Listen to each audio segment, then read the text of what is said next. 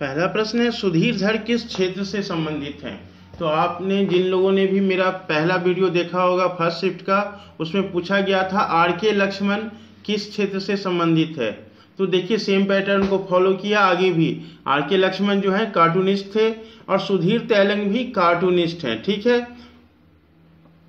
तो ये कार्टूनिस्ट से संबंधित प्रश्न पूछे जा रहे हैं, तो मैंने यहाँ आपकी सहूलियत के लिए आगे कुछ प्रमुख कार्टूनिस्ट जो कि भारत में फेमस हैं, तो उनका नाम मैंने यहाँ दे दिया है, आप उसे देख लें ताकि आगे परीक्षाओं में अगर पूछे तो आपको कोई प्रॉब्लम ना हो। आर.के. लक्ष्मण पूछा जा चुका है। अबू अब्राहम भी कार्टूनिस्ट हैं। रंगा कुट्टी प्राण प्राण आप जानते होंगे अगर आपने बचपन में कभी कॉमिक्स पढ़ा हो, चाचा चौधरी और साबू, तो वो जो चाचा चौधरी के क्रिएटर हैं वो प्राण ही हैं, ठीक है, काफी फेमस रहे हैं। मारियो मिरांडा, रविंदर केशव, अनवर अहमद जी, अरविंदन, अजीत नैनन, काक भी, इनका भी कार्टून काफी फेमस रहता है। काक का, मिकी पटेल, सुधीर धर, सुधीर तेलंग, इस्माइल लहरी आदि जो है इस क्षेत्र के जाने पहचाने नाम है। इसे आप एक दो बार देख लें ताकि आगे परीक्षाओं में पूछे तो आपको कोई कंफ्यूजन ना हो, ठीक है। आगे बढ़ते हैं। भारत की प्रायद्वीपीय नदी में किसका जल स्तर सबसे अधिक है? कृष्णा, कावेरी, गोदावरी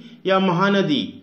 तो इसका उत्तर हो जाएगा आपका कावेरी, ठीक है। आपके सेम टू सेम यही विकल्प थे।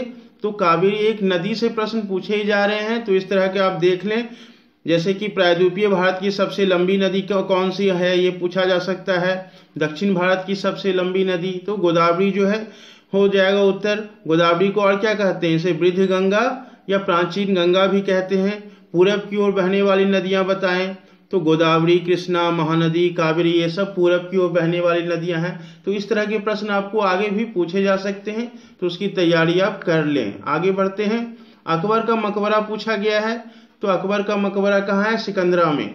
कुछ प्रमुख जो भी राजा महाराजा रहे हैं उनका भी आप मकबरा कहाँ है आप जरूर से जान लें। कुछ दिन पहले क्या पूछा था? शेरशाह का, फिर पूछा अकबर का। आगे आपको दूसरे भी पूछ सकते हैं कि बाबर का कहाँ है, औरंगजेब का कहाँ है, ठीक है। रिकेट्स बीमारी किस विटामिन की कमी से होती है? तो रिकेट्स भी होती है विटामिन डी की कमी से। राज्यसभा को अन्य किस नाम से जानते हैं? तो आपको पता ही होगा, राज्यसभा को उच्च सदन कहते हैं या अस्थाई सदन भी कहा जाता है राज्यसभा को, ठीक है। उच्च सदन या अस्थाई सदन भी कहते हैं। एक ये पूछा गया है BDFJLNQSU, ये रीजनिंग में ये प्रश्न आपका आया था, तो आप इसे देख लें। BDF आसान सा प्रश्न है, कोई इसमें दिक्कत नहीं है। एक छोड़कर बढ़ रहा है, B है, C जो है लुप्त है, D के बाद E लुप्त है, F है, उसके बाद क्या है? J के बाद K खत्म है, L है, M नहीं है, N है, एक मतलब गैप कर कर आगे बढ़ता जा रहा है। इसमें भी ऐसा ही है। Q है, R नहीं है, S है, उसके बाद S के बाद T नहीं है, U है। तो यहाँ पूछ रहा है आपका प्रश्नवाचक चिन्ह में क्या होगा। तो एक पैटर्न तो आपको समझ में आ गया, लेकिन एक और पैटर्न आपको देखना है कि BDF के बाद JLN है, तो F के बाद J किस प्रक्रिया से आया है। तो आप याद रखिए कि F के बाद J क्या, तो कितना गैप है F और J के बीच में, आप देख लीजिए कितना गैप है।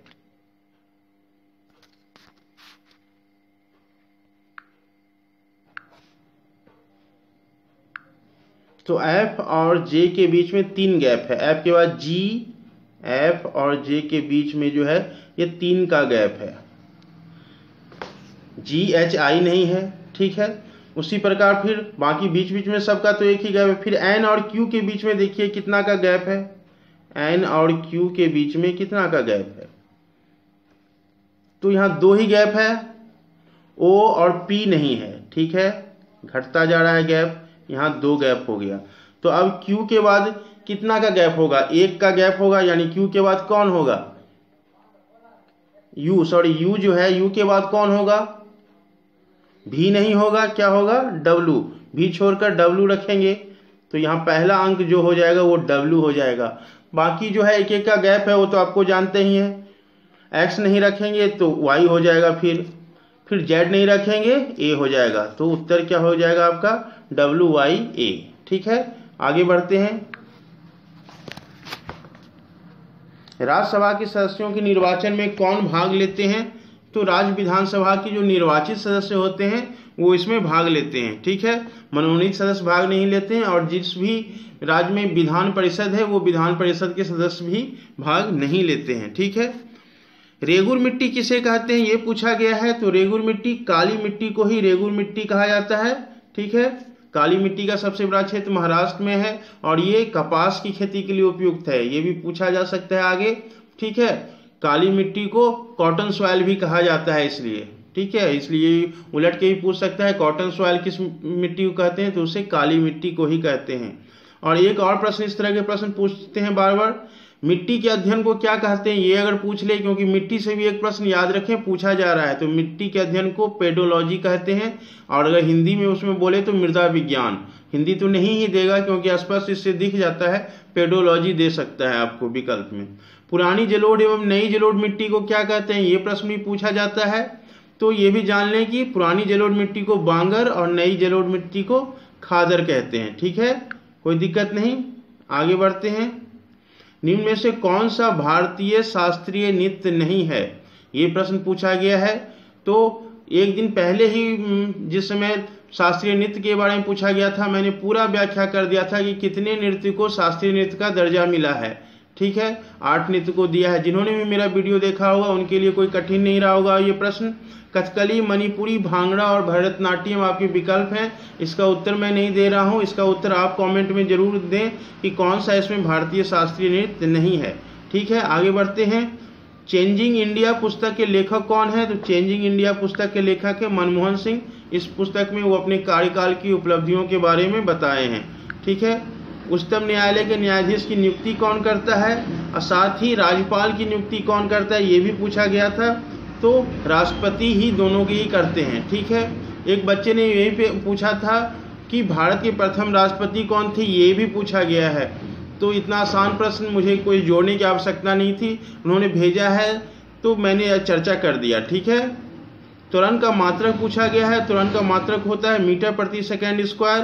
पहला भारतीय खिलाड़ी जिसे भारत रत्न मिला, तो सचिन तेंदुलकर एकमात्र खिलाड़ी हैं जिनको कि भारत रत्न मिला है। बाकी खिलाड़ी आज तक किसी भी खिलाड़ी को भारत रत्न नहीं मिला है। ठीक है, कल भी संगीत के क्षेत्र से पूछा गया था, यानी भारत रत्न से भी संबंधित प्रश्न पूछे जा रहे हैं।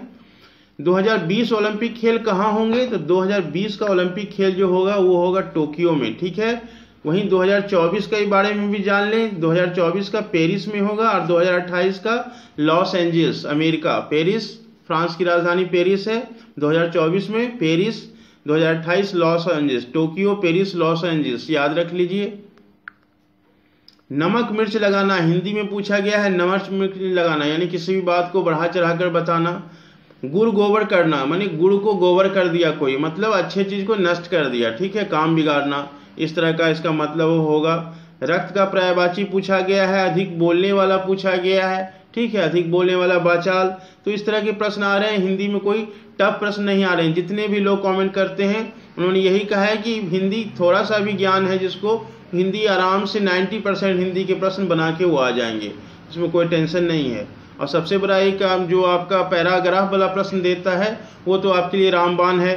वो आराम से उसमें 5 प्रश्न आते हैं, एक पैरा दे दिया जाता है, उसी से रिलेटेड आपको 5 प्रश्न पूछे जाते हैं, तो उसमें तो आपको कोई दिक्कत नहीं होगी। मुहावरे भी जो भी हिंदी भाषी कम से कम क्षेत्र से हैं तो उनको मुहावरा भी देख के वो बता ही सकते हैं। और ये एक प्रश्न पूछा गया है, किसी वस्तु की कीमत 540 रुपया है, उस वस्तु को कितने में बेचे ताकि 10% छूट देने के बाद भी 20% का लाभ हो। ठीक है, कितने में बेचे या अंकित मूल्य क्या रखें, यहाँ प्रश्न ये होना चाहिए था, हो सकता है भेजने वाली कुछ गलती रहो। अंकित मूल्य क्या वो करे कि जिसमें 10% छूट देने के बाद भी वो 20% का लाभ कमाए। तो इस तरह का प्रश्न का साधारण तरीका है एक लाइन में बनाने का, कोई भी टेंशन नहीं लीजिए, एक लाइन में बनेगा। मैं देखिए आपको ट्रिक बताता हूँ। जब भी इस तरह का प्रश्न पूछेगी इतना प्रतिशत लाभ चाहिए और इतना प्रतिशत छूट दे रहा है और आपका अंकित मूल्य, एक लाइन में बनेगा सीधे 540। आप याद रखिए 540 क्या है, उसका अंकित मूल्य है जितना में वो खरीदा, तो 540 लिख दीजिए।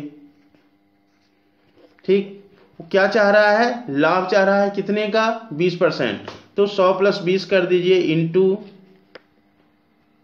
100 + 20 क्या हो जाएगा 120, 120 बाय कितना आप छूट दे रहे हैं, तो छूट दे रहे हैं 10% का, ठीक है, यानी 100 में 10 घटा देंगे, क्या हो जाएगा 90। हो गया, हिसाब बन गया। ये काटेंगे 9 से 6 बार में, 12 को 6 से गुना कर देंगे, 720 आपका उत्तर, ठीक है। इसका एक और भी प्रोसेस है, उससे भी बना सकते हैं, लेकिन समय बचत करने के लिए आप जितना भी शॉर्टकट को याद रखें, इसमें कोई ज़्यादा प्रॉब्लम नहीं है। आपको ऊपर जो भी आपका अंकित मूल्य है वो रखना है, जितना % लाभ का मांग रहा है तो उसमें 100 में जोड़ देना है, छूट दे रहे हैं 10% तो उसे 100 में घटा के 90 से गुना कर देना है, ठीक है। या ट्रेडिशनल मेथड से भी आप बना सकते हैं। पहले आप इसका 20% का विक्रय मूल्य निकालें, 50 × 120/100 करके, ठीक है। उसके बाद फिर क्या करें आप 10% छूट पर उसका अंकित मूल्य निकालें, जो भी मान लिया आएगा, जैसे कि 540 का में 20% लाभ पर क्या विक्रय मूल्य होगा, तो वो आपका कैलकुलेट करके जब लाएंगे तो आपका आएगा 648, ठीक है। और फिर आप 648 में क्या कर सकते हैं, उसमें 10% छूट करके उसका आप निकाल सकते हैं। तो वो लेंदी प्रोसेस है, ज़्यादा समय की भी खपत होगी। मैंने जो बताया वो आप उसी को याद रखिए, ज़्यादा शॉर्टकट मेथड याद रखिए, वो आपको सही होगा। नालंदा विश्वविद्यालय के संस्थापक पूछा गया है, कौन थे, तो नालंदा विश्वविद्यालय के संस्थापक थे कुमार गुप्त, ठीक है, कुमार गुप्त थे इसके संस्थापक, के गुप्त, कुमार गुप्त, ठीक है। आगे बिशन सिंह बेदी किस क्षेत्र से संबंधित है, तो बिशन सिंह बेदी संबंधित है क्रिकेट से, ठीक है, स्पिनर रहे हैं अपने जमाने के बहुत फेमस। घूमर नृत्य किस राज्य से संबंधित है, तो घूमर नृत्य संबंधित है राजस्थान से। वहीं पूछा गया व्हाइट टाइगर पुस्तक के रचनाकार कौन है, लेखक कौन है, तो व्हाइट टाइगर के लेखक हैं अरविंद अडिगा, ठीक है। इनको इसके लिए मैन बुकर पुरस्कार भी मिला था। और इनकी अभी हालिया पुस्तक जो आई है वो सिलेक्शन डे, काफ़ी चर्चित पुस्तक है, तो इन्हीं की पुस्तक है सिलेक्शन डे, अरविंद अडिगा की ही। ये भी आप जान लें। शिक्षा का अधिकार किस अधिनियम से हमें मिला है, तो शिक्षा का अधिकार जो मिला है हमें 86वां संविधान संशोधन अधिनियम 2002 से मिला है, ठीक है। ये मौलिक अधिकार में ये शामिल किया गया है, जो कि अनुच्छेद 21A में इसका वर्णन है। अनुच्छेद 21A के द्वारा हमें शिक्षा का अधिकार मौलिक अधिकार के रूप में मिला है, ठीक है। दूसरा पर्वत है रत्नागिरी मठ, कहाँ है, तो रत्नागिरी मठ है उड़ीसा में। हड़प्पा और मोहनजोदड़ो किस नदी के किनारे है, सिंधु। सैयद मोदी अंतर्राष्ट्रीय बैडमिंटन चैंपियनशिप खिताब 2018 किसने जीता है, तो समीर शर्मा ने जीता है। और रनर अप रही हैं साइना नेहवाल। साइना नेहवाल इससे पहले 3 बार जीत चुकी थी, ये चौथा बार होता, इसलिए भी ये इंपॉर्टेंट बनता है, आप इसे याद रखिए। दाब का एसआई मात्रक पूछा गया है, पास्कल होता है। खाने का सोडे का रासायनिक नाम, तो सोडियम बाइकार्बोनेट NaHCO3 होता है। धोवन सोडा का रासायनिक नाम हो सकता है आगे परीक्षा में पूछे, तो सोडियम कार्बोनेट। कास्टिक सोडे का सोडियम हाइड्रोक्साइड, यानी सोडियम जो है सोडे का प्रमुख घटक है। इस तरह से एक और प्रश्न पूछता है कि अम्लों का प्रमुख घटक क्या होता है, तो आपका उत्तर क्या होगा, हाइड्रोजन। जिस प्रकार अम्लों का प्रमुख घटक हाइड्रोजन होता है, उसी प्रकार किसी भी प्रकार का आपको सोडा पूछे वो सोडियम आप दिमाग में रखिए, ठीक है, याद रखने के लिए भी सही है। देश की सबसे बड़ी पर्वत श्रेणी पूछा गया है, तो हिमालय है। और सबसे पुरानी अगर पूछे तो अरावली, ठीक है। इसके बाद जो भी है फर्स्ट शिफ्ट में जो भी प्रश्न पूछे गए थे मैं वो प्रश्न आपको बता। अगला प्रश्न है मालगुडी डेज के लेखक कौन थे, तो मालगुडी डेज के लेखक थे R.K. नारायण। इस कहानी पे बहुचर्चित दूरदर्शन पर एक सीरियल भी बना था मालगुडी डेज के ही शीर्षक नाम से। एक बच्चे का बहुत ही अच्छा किरदार था उसमें, और अपने समय में काफ़ी वो फेमस वो सीरियल रहा है। तो उस सीरियल के जो निर्देशक थे वो थे शंकर नाग, ये भी आपको जानना जरूरी था। भारत रत्न किस महिला सिंगर को मिला है, तो एकमात्र महिला सिंगर है लता मंगेशकर, जिसे कि भारत रत्न मिला है। और मैं बता दूं कि संगीत के क्षेत्र में 2 व्यक्तियों को भारत रत्न मिला है। इसकी बृहद चर्चा मैंने प्रथम शिफ्ट के वीडियो में कर दी है, इसलिए मैं यहाँ शॉर्ट में ही प्रश्नों को बताऊंगा। 2 सतहों के बीच लगने वाला बल क्या कहलाता है, तो घर्षण बल होता है। नालंदा विश्वविद्यालय किस धर्म से संबंधित है, बौद्ध धर्म से संबंधित है।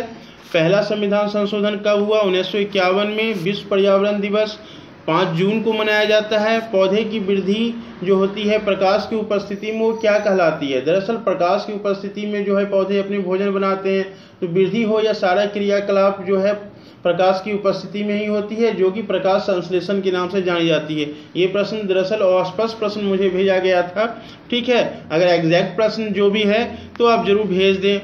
यमुना नदी किस राज्य से नहीं बहती है? तो आपके विकल्प के अनुसार जो है गुजरात से वो नहीं बहती है।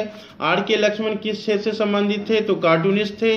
Emerging player of the year Rishabh Pant को मिला है ये अवार्ड। दुनिया के मजदूरों एक हो जाओ, ये नारा दिया गया था जर्मनी क्रांति के समय कार्ल मार्क्स के द्वारा। संविधान में अनुसूचियों की संख्या पूछी गई है, तो वर्तमान में 12 है और जिस समय संविधान लागू हुआ उस समय 8 थी।